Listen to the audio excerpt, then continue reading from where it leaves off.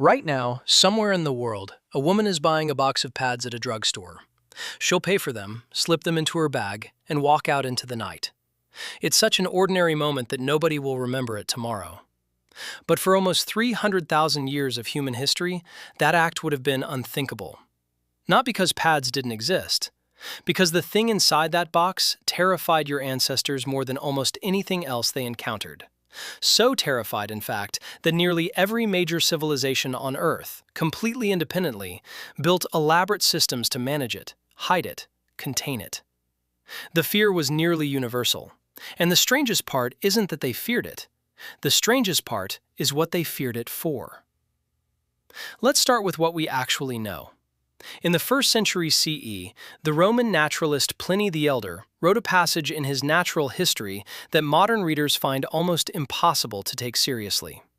He claimed that a menstruating woman could sour wine, blunt steel, kill bees inside their hives, make seeds in a garden refuse to grow. He wasn't being metaphorical. This was considered established knowledge in the most advanced empire of its day.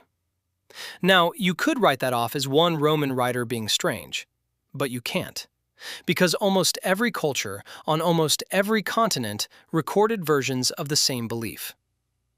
The Hebrew book of Leviticus devotes an entire chapter to purification rules around menstruation. A menstruating woman was ritually unclean. Anything she touched became unclean. Anyone who touched her became unclean. The Yurok of Northern California built separate dwellings where women went during their cycles.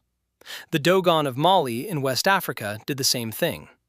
The Mbinjele in the Congo, the Bang in Ivory Coast, the Hindu traditions of India, the early Greek mystery cults, the Tlingit of Alaska. Completely different continents, different languages, no contact with each other. Same response. Build a separate space. Pull the woman out of normal life. Wait until it's over. For a long time, anthropologists assumed this was just patriarchy, a way to control women. And in many of these cultures, that's exactly what it looks like from the outside.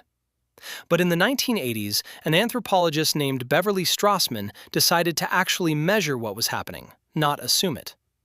She spent over 2 years living with the Dogon in Mali. The Dogon have a strict menstrual hut tradition. Every village has a small structure where women go during their cycles. Strassman wanted to know if women were actually using these huts the way the culture said they were. So she did something tedious but brilliant. She tracked who entered the hut, when, and for how long, over 736 consecutive nights. She compared this against hormone samples from the women themselves.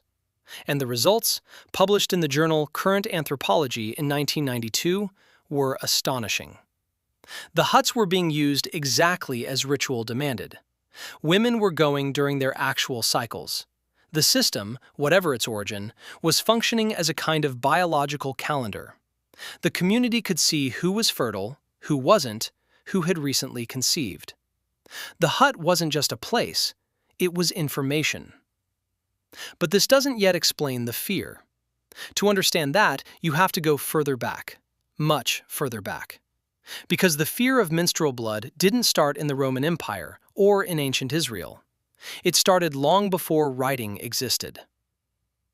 In 1973, archaeologists in a mountain cave on the border of South Africa and Eswatini uncovered something extraordinary.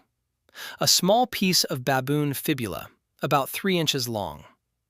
Carved into one edge were 29 careful notches.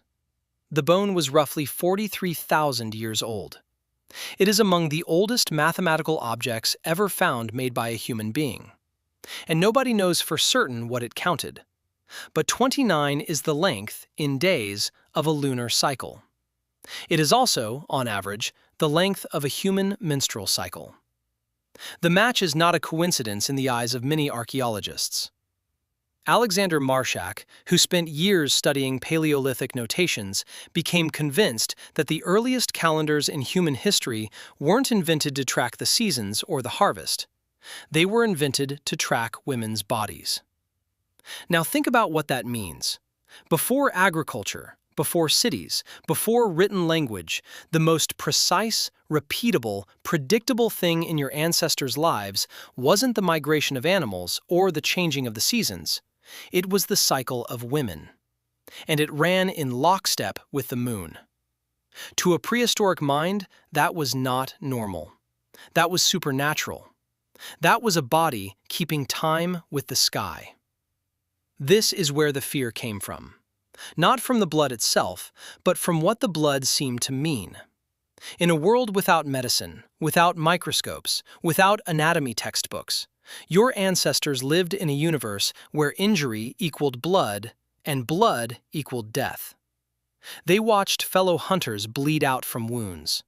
They watched childbirth kill mothers. Blood was the most reliable signal that something had gone catastrophically wrong inside a human body. Except in one case.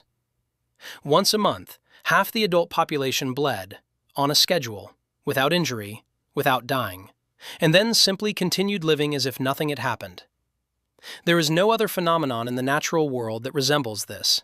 A wound that opens itself, closes itself, and times itself to the moon. To a brain that evolved to detect patterns and assign causes, this was not a biological process. This was power. And power, in the prehistoric mind, was always dangerous. Anthropologist Chris Knight took this idea further than anyone had dared. In his 1991 book, Blood Relations, he proposed something almost heretical. He argued that the rituals around menstruation weren't a side effect of human culture. They were the origin of human culture.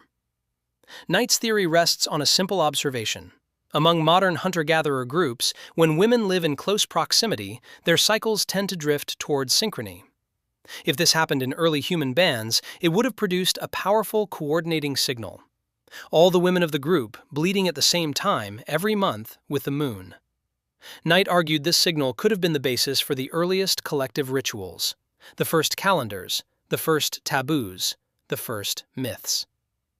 He believed the so-called fear of menstruation in ancient cultures wasn't the beginning of the story, it was the end of one. A distorted echo of a time when menstruation was not feared, but revered. We will never know for sure if Knight was right, but the evidence in the ground is hard to ignore. The earliest human ritual sites are saturated in red. Red ochre, a clay iron pigment, appears in human burials going back at least 100,000 years. Bodies were sprinkled with it. Caves were painted with it. Ornaments were dipped in it. It was so widely used across so many populations that anthropologists call its use the first universal human behavior. Why did your ancestors collect a red mineral, grind it into powder, and coat the dead with it? Some researchers argue the answer is the most obvious one. Red ochre looks like blood. Specifically, it looks like the one kind of bleeding that does not mean death. Coating the dead in red may have been the earliest known attempt at resurrection, a symbolic gesture meant to give the body what menstruating women had, the ability to bleed and continue. So here is what was actually happening in the deep human past. Your ancestors lived in a world where one specific kind of blood broke every rule they knew. It came without injury. It returned on schedule. It moved with the moon. It belonged only to women. And it appeared to be linked, somehow, to the appearance of new human beings 9 months later. They could not explain any of it. So they did what humans always do when they cannot explain something. They built ritual around it. They built taboo around it. They built mythology around it. The fear was not contempt. The fear was the natural response of a pattern-seeking species encountering the single most patterned, most powerful, most unexplained phenomenon in its experience. And then the world changed. Agriculture arrived. Cities arrived.